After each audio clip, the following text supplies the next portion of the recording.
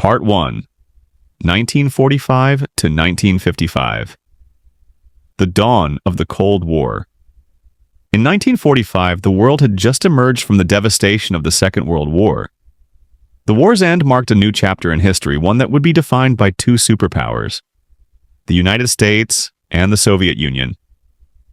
The world was no longer united in the fight against a common enemy. Instead, it was now divided between two competing ideologies. The Yalta Conference, February 1945. The stage was set at the Yalta Conference, where leaders from the US, the United Kingdom, and the Soviet Union met to decide the fate of Europe. Franklin D. Roosevelt, Winston Churchill, and Joseph Stalin discussed how to carve up the war-torn continent. The agreements they made would shape the next half-century. At Yalta, the Allies agreed to divide Germany into 4 occupation zones. The Soviets were granted control over Eastern Europe, including Poland, while the Western powers, the US and the UK, would hold influence over the rest. But already, mistrust was beginning to grow. Stalin's promises of free elections in Eastern Europe would soon be forgotten, and the seeds of the Cold War were sown. The rise of the atomic age. The end of World War II also heralded the beginning of a new, terrifying chapter, the nuclear age. In August 1945, the United States dropped atomic bombs on the Japanese cities of Hiroshima and Nagasaki, forever altering the course of human history. The devastation was unimaginable.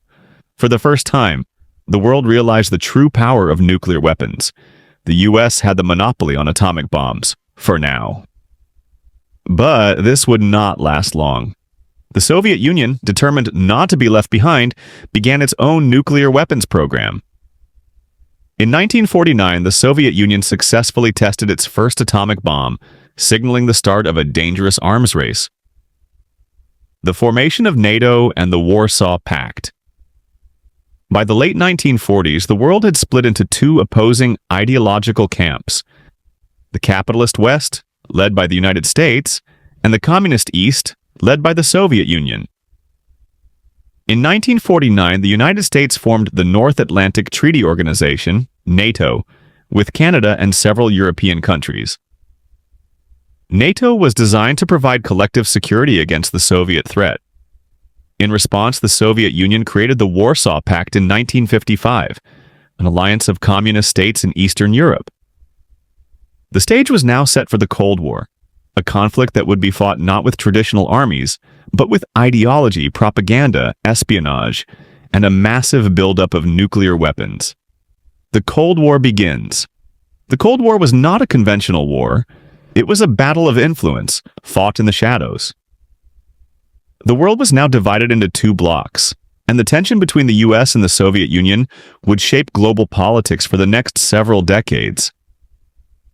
The struggle for supremacy would play out in various proxy wars, in the competition for technological and scientific advancements, and in the pursuit of global influence. But at its core, the Cold War was a contest of ideas: democracy and capitalism versus totalitarianism and communism. The mid-1950s marked a turning point in the Cold War. The fragile balance between East and West was constantly threatened by uprisings, wars, and wars that stretched across the globe. Between 1956 and 1968, the Cold War reached new levels of tension, shaping the lives of millions and pushing the world closer to nuclear conflict than ever before. In 1956, the first major cracks appeared in the Soviet Empire. In Hungary, ordinary people rose up against communist rule. Students, workers, and even soldiers took to the streets of Budapest, demanding freedom, democracy, and independence from Moscow. For a moment, it seemed as if the Iron Curtain could be torn down. But the Soviet Union responded with brutal force. Tanks rolled into the capital, crushing the revolution. Thousands were killed, and many more fled the country. The Hungarian uprising showed the world that the Soviet Union would not hesitate to use violence to keep its empire intact. At the same time, the Cold War was spreading beyond Europe. The arms race continued, with both the United States and the Soviet Union building larger and more powerful nuclear arsenals. The fear of total destruction hung over every decision, every crisis, and every confrontation. One of the most visible symbols of the Cold War appeared in 1961, the Berlin Wall. After World War II, Germany had been divided into East and West, with Berlin itself split between the two powers. In the years that followed, millions of East Germans fled to the West in search of freedom and prosperity. To stop the exodus, the East German government, backed by the Soviets, built a wall overnight. Families were separated, friends cut off, and an entire city divided. The Berlin Wall became the ultimate symbol of oppression, a concrete barrier that showed just how far the Soviet bloc would go to keep its people from escaping. But perhaps the most dangerous moment of the entire Cold War came just 1 year later, in 1962. It was called the Cuban Missile Crisis. In October of that year, American spy planes discovered Soviet nuclear missiles being installed in Cuba, only 90 miles from the coast of Florida. President John F. Kennedy and his advisors faced an impossible choice. If the missiles became operational, the United States would be vulnerable to a devastating first strike. But attacking Cuba could trigger a nuclear response from the Soviet Union. For 13 tense days, the world held its breath. U.S. warships surrounded the island, imposing a naval blockade. Soviet ships steamed toward the blockade line, and military forces on both sides prepared for war.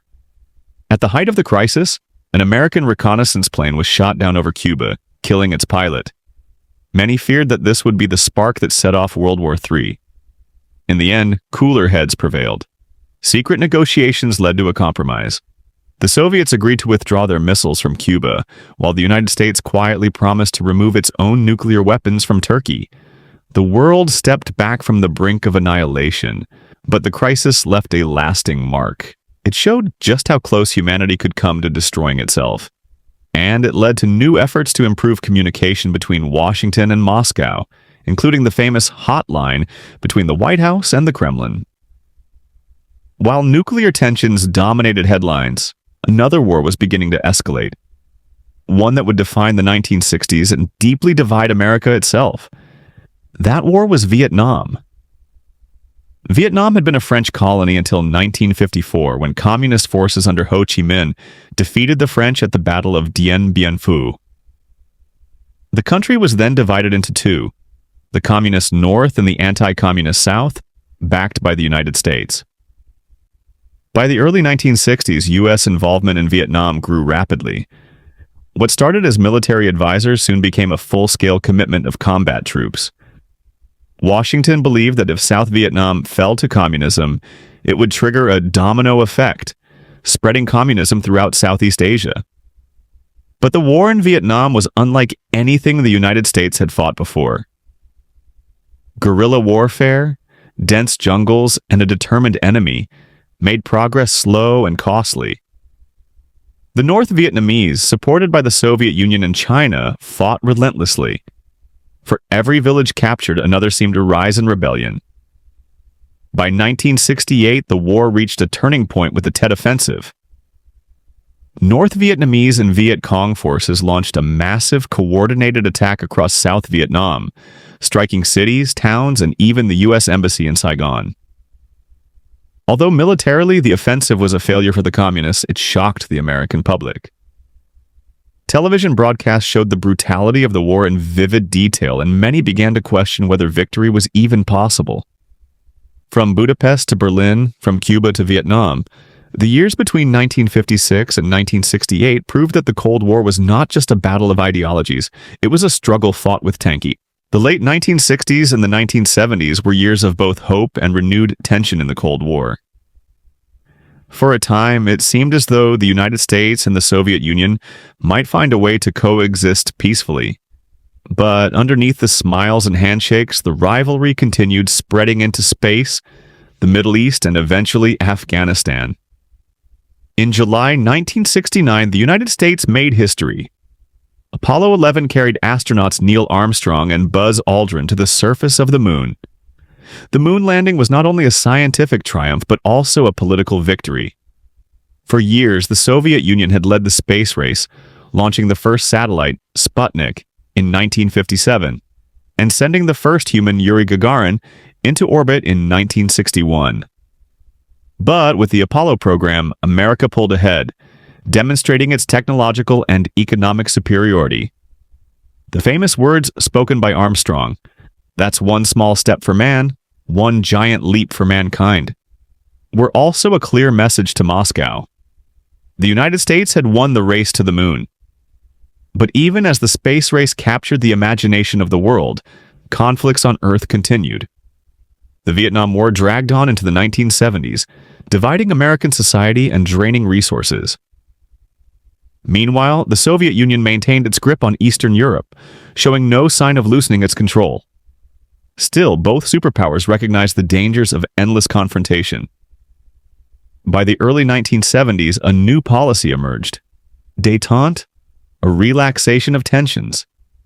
Leaders on both sides sought agreements to limit the arms race and avoid direct conflict. In 1972, President Richard Nixon became the first U.S. president to visit Moscow. He met with Soviet leader Leonid Brezhnev, and together they signed the Strategic Arms Limitation Treaty, known as SALT I. The treaty placed restrictions on nuclear weapons and marked a turning point in relations between the two powers. For a moment, it seemed as if the Cold War might finally cool down. Cultural exchanges increased, trade expanded, and even space became a place of cooperation. In 1975, the Apollo-Soyuz test project brought American and Soviet astronauts together in orbit, shaking hands in space as a symbol of peaceful coexistence. But détente had its limits. While the United States and the Soviet Union sought cooperation, their competition continued in the developing world. Both sides tried to expand their influence in Africa, Latin America, and the Middle East. Proxy wars, coups, and revolutions became the battlegrounds of the Cold War, as Washington and Moscow armed their allies and fueled conflicts far from their own borders. One of the most significant flashpoints of the 1970s came in the Middle East. In 1973, the Yom Kippur War broke out when Egypt and Syria launched a surprise attack on Israel. The United States quickly resupplied Israel, while the Soviet Union supported the Arab states. Although the war ended after weeks of fighting, it highlighted the risks of superpower confrontation in a volatile region. The oil crisis that followed also reminded the world how global politics and economics were deeply connected to the Cold War. By the late 1970s, détente began to unravel. Trust between Washington and Moscow weakened as both sides continued to build up their nuclear arsenals despite agreements. Human rights abuses in the Soviet bloc became a growing issue, especially after the Helsinki Accords of 1975, which called for greater freedom and respect for individual rights. Dissidents in Eastern Europe seized upon these promises, but Moscow showed little interest in real reform. Then, in 1979, a new crisis erupted, one that would define the final decade of the Cold War. The Soviet Union invaded Afghanistan. In December of that year, Soviet troops poured into Afghanistan to support a communist government facing rebellion. What Moscow expected to be a quick intervention turned into a bloody, decade-long conflict. Afghan resistance fighters, known as the Mujahideen, fought fiercely against the occupiers. The United States, seeing an opportunity to weaken its rival, supplied weapons and money to the Afghan resistance through covert operations. The Soviet invasion shocked the world. It shattered any remaining illusions of détente. In response, U.S. President Jimmy Carter imposed sanctions, boycotted the 1980 Moscow Olympics, and began a military buildup. The invasion of Afghanistan was often called the Soviet Union's Vietnam, a war that drained resources, damaged morale, and exposed the weaknesses of the communist system. By 1980, the Cold War had entered a new and dangerous phase. Cooperation gave way once again to confrontation. The arms race accelerated, proxy wars expanded, and the world braced for a renewed period of tension. The decade ahead would see new leaders, new crises, and ultimately the beginning of the end for the Soviet Union. But before that, the Cold War would reach some of its most intense moments. The 1980s brought the Cold War into its final and most dramatic decade. The hope of Detente had collapsed after the Soviet invasion of Afghanistan in 1979. Trust was gone. Tensions were rising once again. And in the United States, a new president entered the stage, Ronald Reagan. Reagan came to office in 1981 with a simple message. The Soviet Union was not just a rival, it was an evil empire.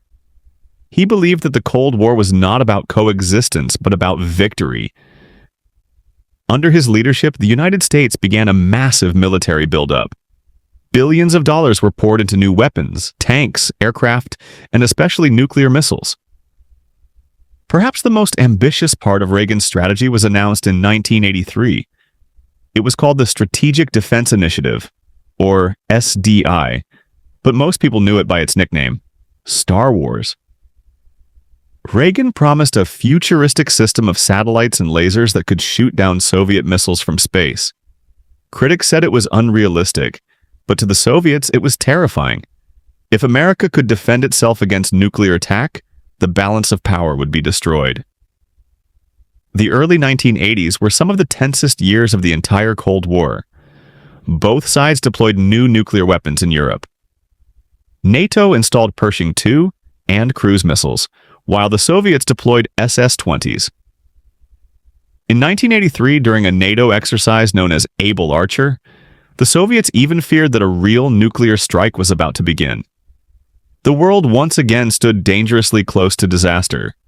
But in Moscow, change was coming. The Soviet Union had been ruled for decades by aging leaders who resisted reform.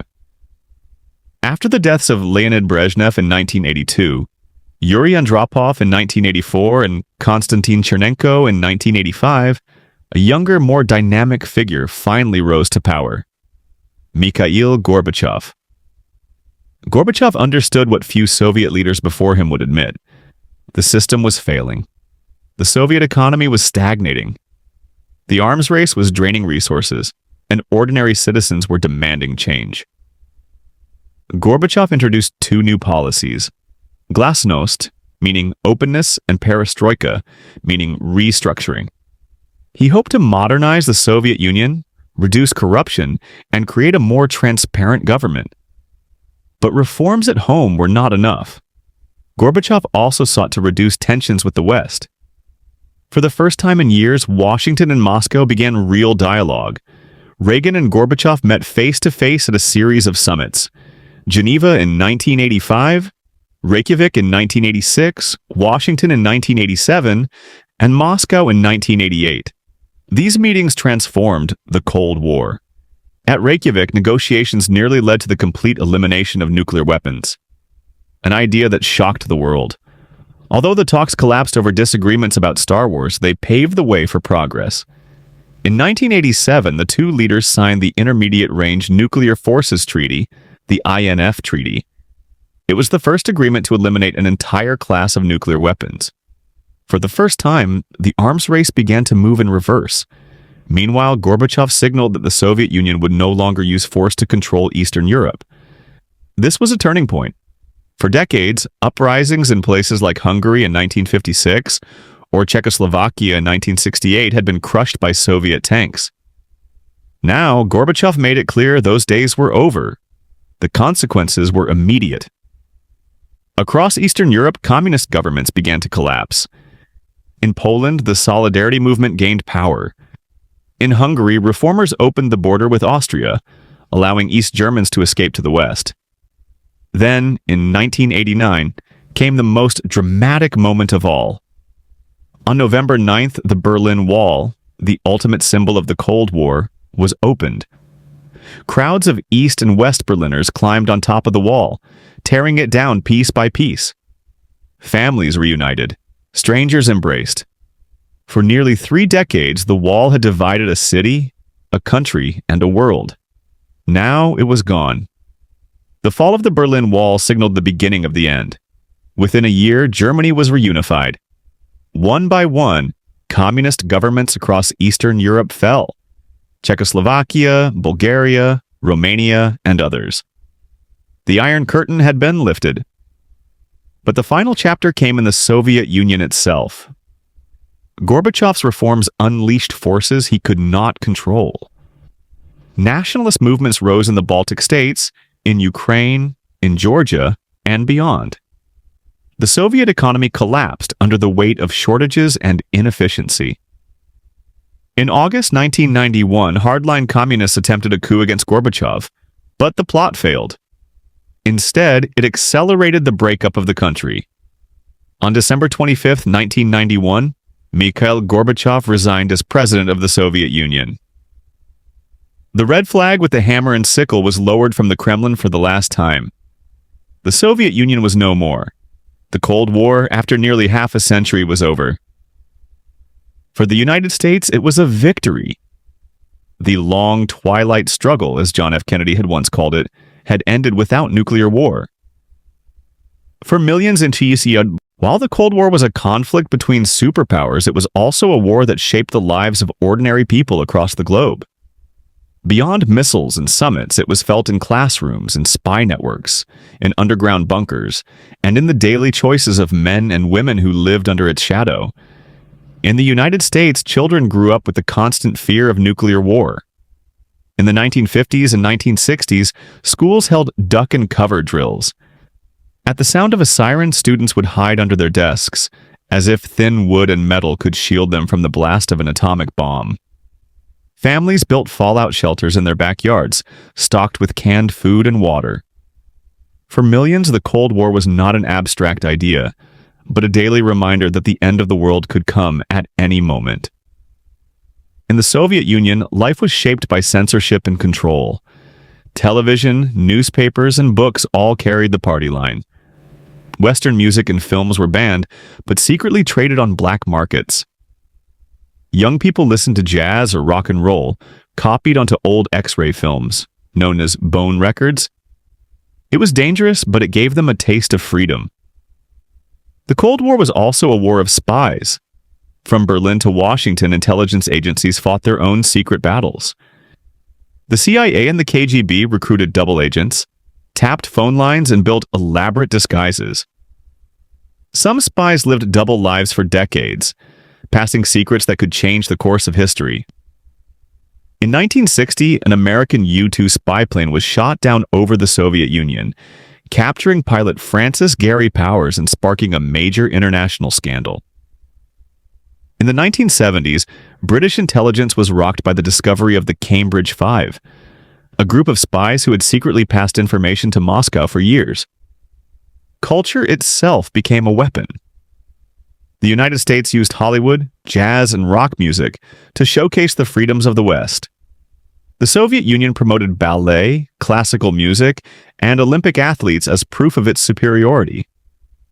The space race was as much about prestige as it was about science. Every rocket launch was a battle for hearts and minds.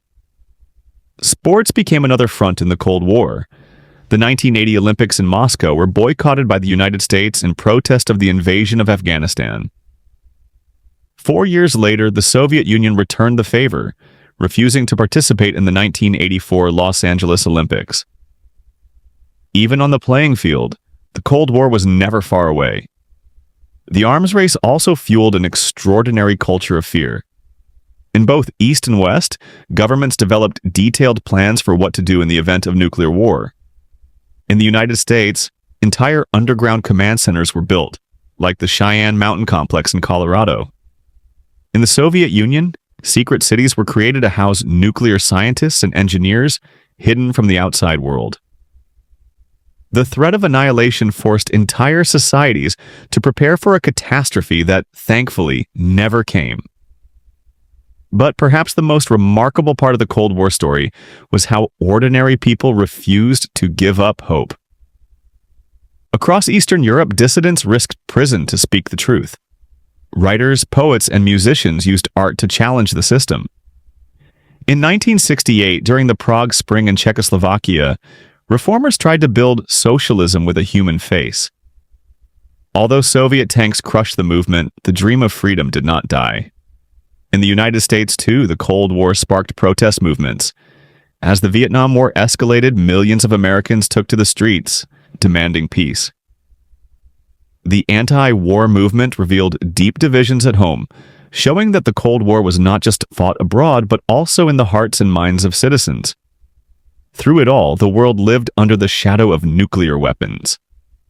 At the height of the arms race, there were enough warheads to destroy the planet many times over. And yet, despite crises, wars, and endless competition, the Cold War never turned into a direct, full-scale conflict between the superpowers.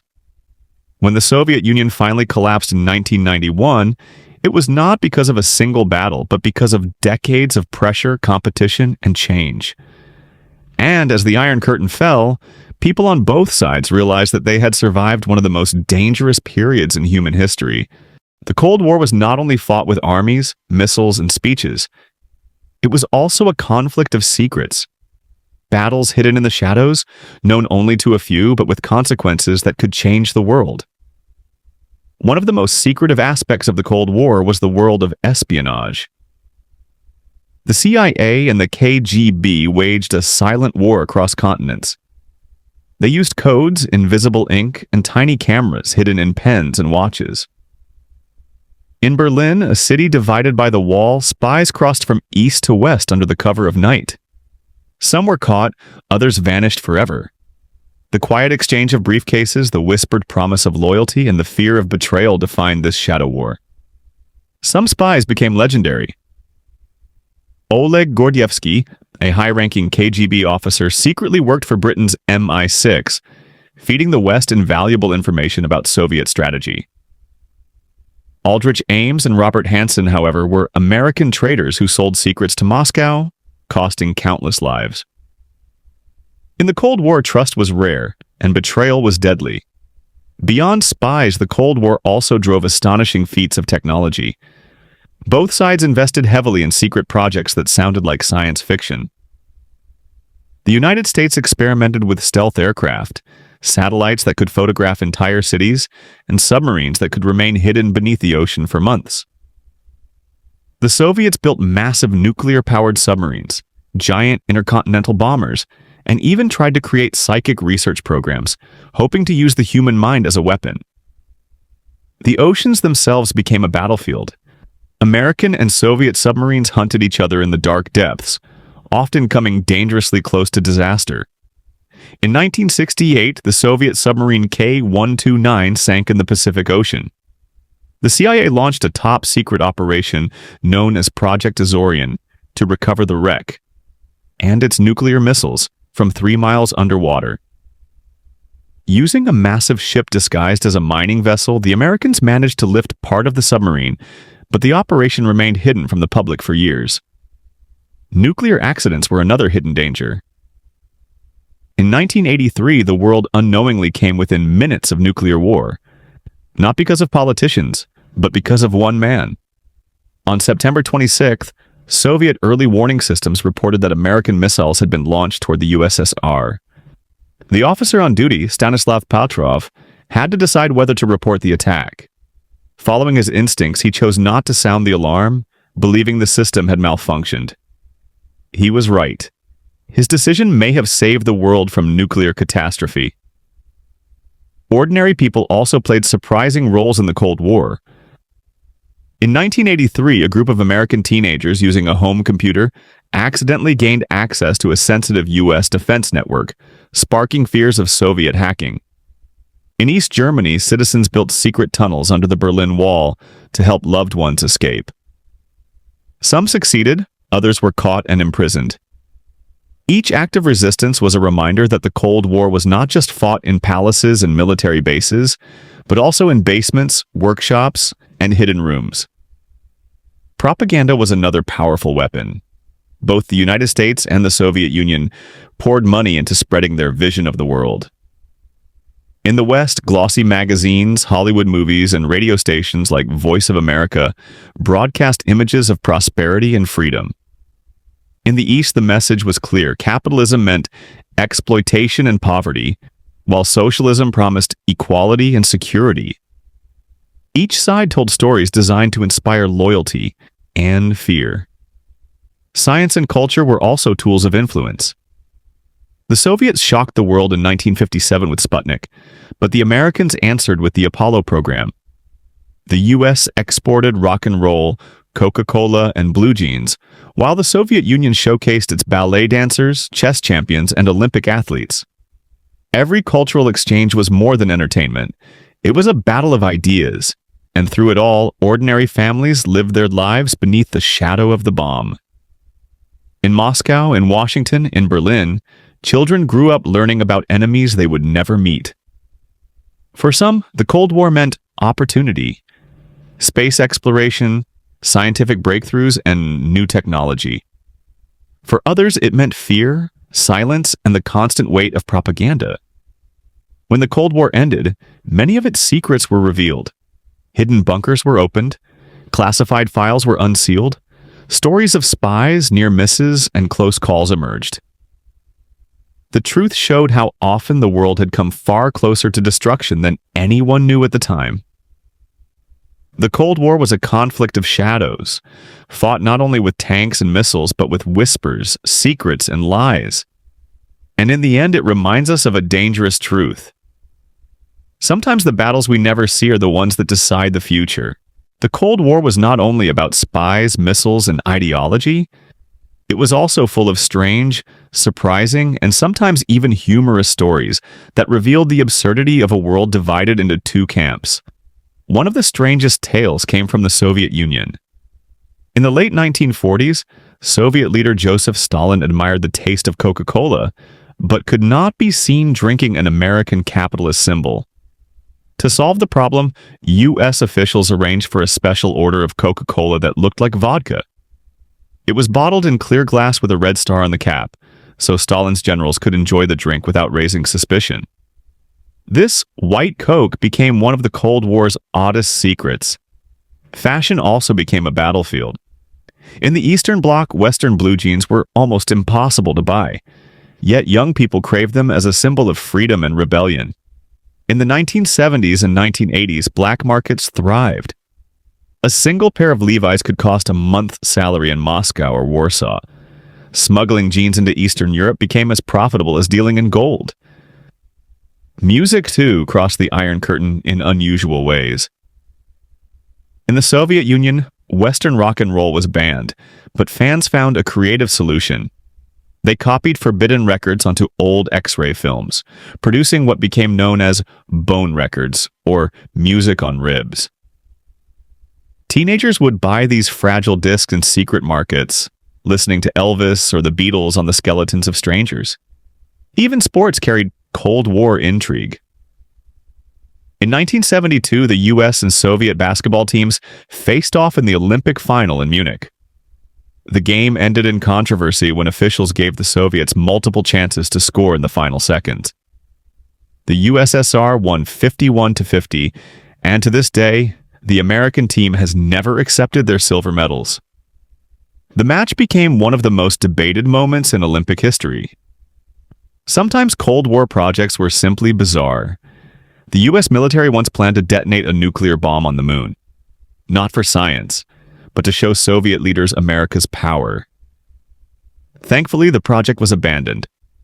The Soviets, for their part, tried to train dolphins to plant explosives on enemy ships, and even experimented with psychic research, hoping to use telepathy as a weapon. But not all strange stories were harmless. In 1983, NATO held a military exercise called Able Archer. The Soviets, paranoid that it was cover for a real attack, put their nuclear forces on high alert. For several days, the world teetered on the edge of destruction, all because of a misunderstanding. It was later revealed that only a few cautious Soviet officers prevented catastrophe. There were lighter moments, too.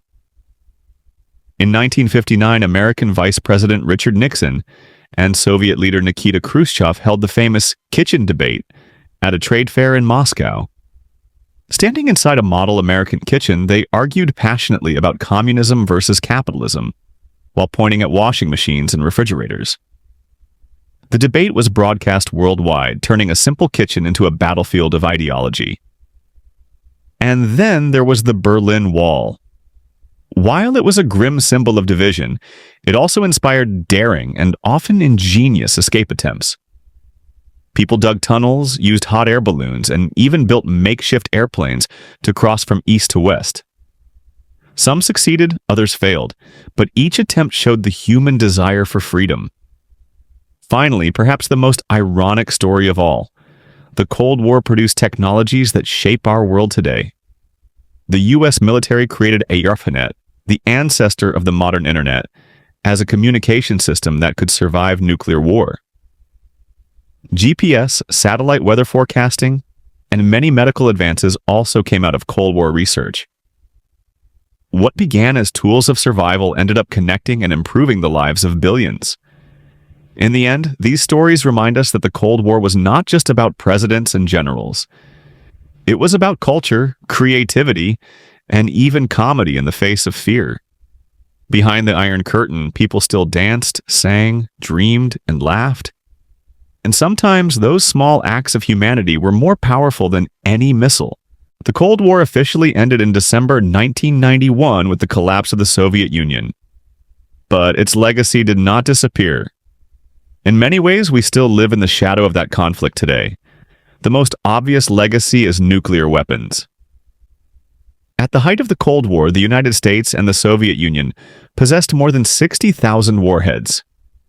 Treaties like START and the INF reduced those numbers, but thousands of nuclear weapons still remain. The threat of nuclear war has never completely gone away. Even today, the arsenals built during the Cold War remind the world of how close we once came to destruction. Another legacy is political.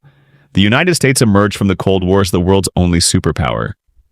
For a time, it enjoyed unmatched influence in the United Nations, in global trade, and in international security. Yet the collapse of the Soviet Union also left power vacuums, new conflicts, and the challenge of integrating Eastern Europe into the global system. NATO expanded eastward, welcoming former Warsaw Pact nations. This reshaped Europe, but also sowed the seeds of new tensions. Technology is another child of the Cold War.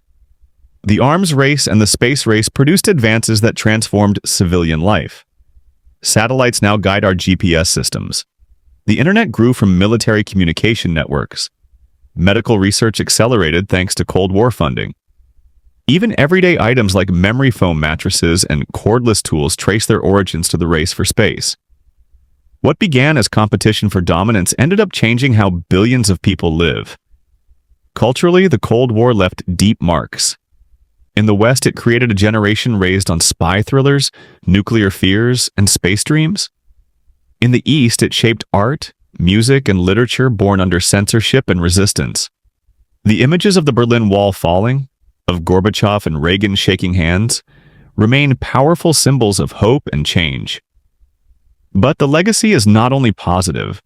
The Cold War left behind scars, proxy wars that devastated nations like Vietnam, Afghanistan, and Angola. It fueled military dictatorships, insurgencies, and civil wars that lasted long after the superpowers withdrew. Millions of lives were lost in conflicts that were, in truth, battles between ideologies. Perhaps the greatest legacy of the Cold War is the lesson it teaches. For decades, humanity lived with the possibility of instant annihilation. We came close to disaster more times than most people ever realized. Yet the Cold War ended not with bombs, but with diplomacy, reform, and the courage of ordinary people demanding freedom. Today, as new rivalries emerge and new tensions rise, the memory of the Cold War offers a warning. It shows us the dangers of fear, the cost of division, but also the power of dialogue. If two superpowers with thousands of nuclear weapons could step back from the brink, then perhaps we can too. The Cold War is over, but its story of fear, of courage, of survival continues to shape the world we live in. And in that story lies both a warning and a hope for the future. The Cold War wasn't just a global political struggle, it was also a cultural phenomenon. It shaped films, music, books, and video games, which became key channels for expressing the tensions of that era. Pop culture didn't just reflect the fears of the time, it also served as a form of resistance, satire, and sometimes even escapism. Let's explore how popular culture during the Cold War both mirrored and critiqued this global conflict. Films, a new genre of paranoia cinema, became a lens through which the public experienced the Cold War's uncertainties. Films like Dr. Strangelove, 1964, by Stanley Kubrick, a black comedy about nuclear disaster, highlighted the absurdity and terror of the arms race. Kubrick's satire wasn't just about the threat of war, but the foolishness of the powers that were supposed to control it. It captured the sheer absurdity of human-made destruction. Literature. The Cold War. Narrative. Literature during the Cold War mirrored the same tensions, especially regarding issues of individual freedom, totalitarianism, and global ideologies. George Orwell's 1984-1949 became a cornerstone, depicting a dystopian world under the rule of a totalitarian regime that controls everything from thought to truth. The book's warnings about surveillance and mind control resonated in an era dominated by the fear of Soviet influence. Jean le Carré's The Spy Who Came In From the Cold, 1963, portrayed the moral ambiguity of espionage. It reflected the disillusionment with both Western and Eastern blocs, presenting spies as broken individuals trapped in a world of betrayal and manipulation. Music. The soundtrack of fear. Music also became a tool for expressing Cold War fears and desires for peace. The 1969 anthem, Give Peace a Chance, by John Lennon became the soundtrack for anti-war protests. Its simplicity and message of hope resonated with millions who feared nuclear annihilation and the constant threat of war. Bob Dylan's The Times They Are A-Changin', 1963, was another key song of the era, reflecting the social unrest and the call for global change. Its lyrics captured the collective anxiety about a world caught between the Cold War's ideological divide. Thank you for joining me on this journey through Cold War history and culture. It's a chapter of our past that continues to impact our present. As we move forward, let's remember the lessons of this divided world. Goodbye, and until next time when history continues to unfold.